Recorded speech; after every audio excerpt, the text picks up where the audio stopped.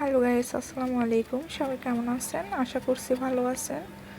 তো সবাই কে কোথায় থেকে দেখতেছেন অবশ্যই কমেন্ট বক্সে জানাবেন।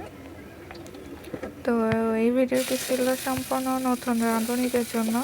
আমার রেসিপিটা ফলো করে অবশ্যই এইভাবে পালং শাক রান্না করতে পারেন। যেহেতু শীতকালীন সময় এখন পালং শাক ডাল দিয়ে রান্না করলে অনেক টেস্টি হয়।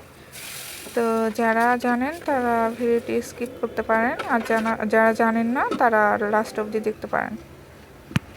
তো আশা করছি ভালো লাগবে। শাকটা কিন্তু অনেক মজা হয়েছে, আপনারা চাইলে এভাবে ফলো করে রান্না করতে পারেন। সাথে গাজর দিলেও অনেক ফ্লেভারটা আর একটু মিষ্টি মিষ্টি মজা হয়। তো আমার কাছে গাজর ছিল না বিধায় আমি গাজর দিতে পারিনি।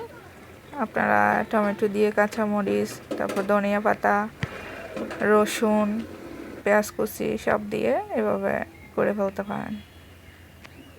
তো বন্ধুরা, ফাইনালি আমার রান্না কমপ্লিট। আল্লাহ হাফেজ সবাইকে।